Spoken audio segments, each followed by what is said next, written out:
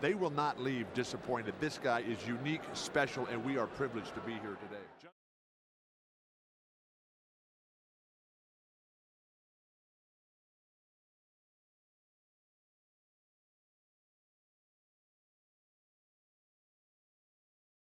Last season was a disaster for the Orlando Magic. Injuries ravaged the roster, and while the defense remained elite, finishing second in the league in defensive efficiency. The offense, however, remained stagnant, finishing 27th in offensive efficiency. It led to a fork in the road for the Magic. Stay in this defensive-minded lane and get lapped, or make changes, give a bit to the offense, and push for a chance to compete in the Eastern Conference. After a busy offseason, the Magic not only picked a lane, but chose one that could result in the franchise's best season since the days of Dwight Howard. Orlando kicked off the offseason with the first big trade, moving 4 first-round picks, Cole Anthony and KCP, to Memphis for Desmond Bane. Bane gives Orlando an elite movement shooter from the outside who continued to show impressive secondary creation skills. Adding Bane to Jalen Suggs gives Orlando a tandem that can space the floor and put the ball on the deck and create off the dribble. The Bane move initiated a modest attempt to improve the offense. Jace Richardson, the team's first-round draft pick, has an elite feel offensively and could crack the rotation right away. Tyus Jones is an 82-game player, but one who provides mistake-free creation and outside shooting as a backup.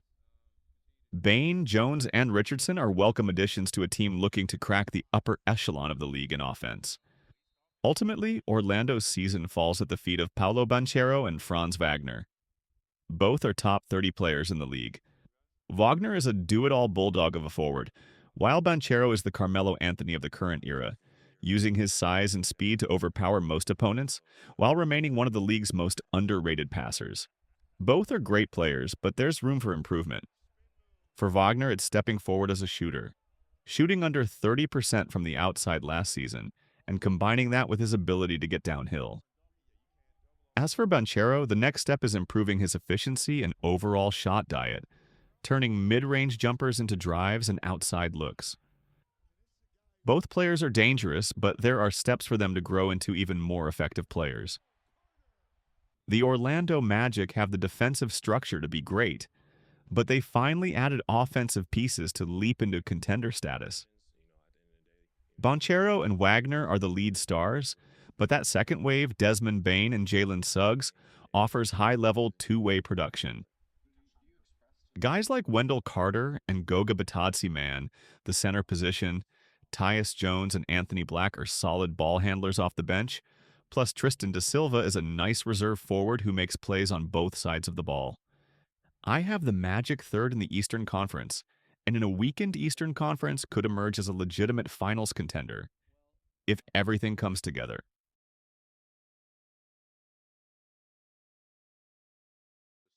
The 2024-25 New York Knicks were a success. After making trades for Mikal Bridges and Karl Anthony Towns, New York was viewed as an all-in team and almost succeeded, making it to the Eastern Conference Finals. New York went 51-31, finishing 5th in the league in offensive efficiency, but 14th in defensive efficiency. Jalen Brunson was elite last season, and OG Anunoby was special defensively, but it didn't click last season. That drop defensively, plus numerous postseason blowouts, saw a change at head coach as Tom Thibodeau was out, and Mike Brown was in. Now, as we enter a full offseason of Bridges and Towns on the roster, and Brown as the head coach, how might the Knicks look this upcoming season? And is it enough to push New York to the next level? With Jalen Brunson, Mikal Bridges, OG Anunoby, and Karl Anthony Towns locked in as starters, the attention falls on the 5th starter spot, where I would slot in Mitchell Robinson. Robinson is a great defender and athlete as a rim-running center. He has to stay healthy, but Robinson's inclusion both gives Josh Hart a new role as the first wing off the bench, but ultimately covers Karl Anthony Towns on defense. This move also gives New York a chance to evaluate 2024 second-round draft pick Ariel Hukporti as well. After years of rotating the 5th starter spot, Mitchell Robinson is ready for the role and should take off as a defensive-minded big who doesn't need the ball.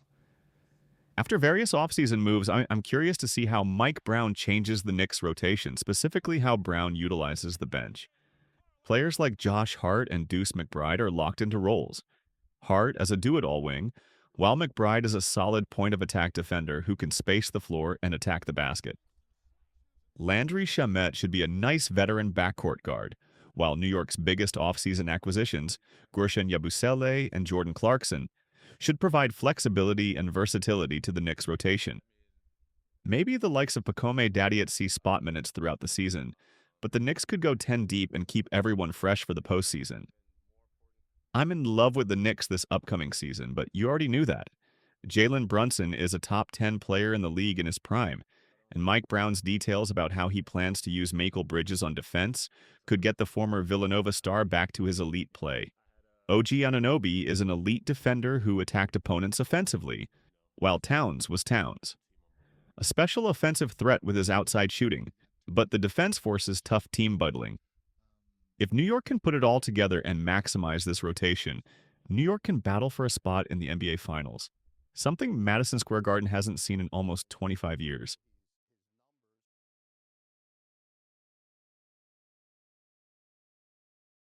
How it ended ruined the perception of the Cleveland Cavaliers.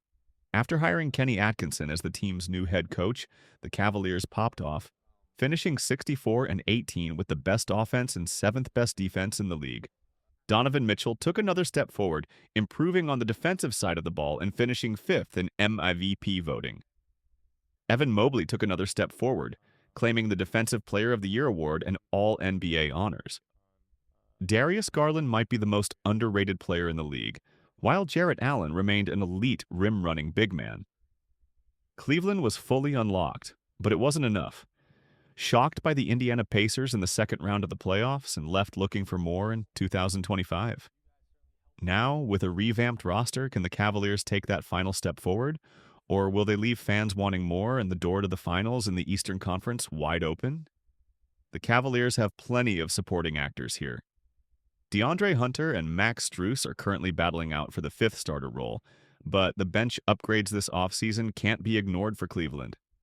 Lonzo Ball, acquired for Isaac Okoro, offers Cleveland a high IQ shooter and passer, while Larry Nance Jr. remains an athletic big who continues to extend his range to the outside. Sam Merrill and Jalen Tyson are returning to Cleveland. Merrill is an elite outside shooter, while the second-year Tyson looks to earn minutes with his all-around play. These four, plus guys like Dean Wade, Thomas Bryant, and even rookie Tyrese Proctor, make up one of the deepest rosters in the league. Where the Cavaliers lie is in the hands of Evan Mobley and Donovan Mitchell, their two best players. Mitchell was elite offensively, and with Garland out for the first few months of the season, he moves into more of a creation, heliocentric role offensively.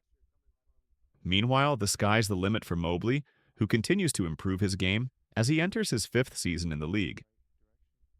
If Mobley can take another step forward, we're talking about a top 7 player in the league, thanks to his ability to impact the game on both sides of the ball. The Garland injury hampers Cleveland and might pull them back enough to see a team like New York or Orlando take the first seed in the conference.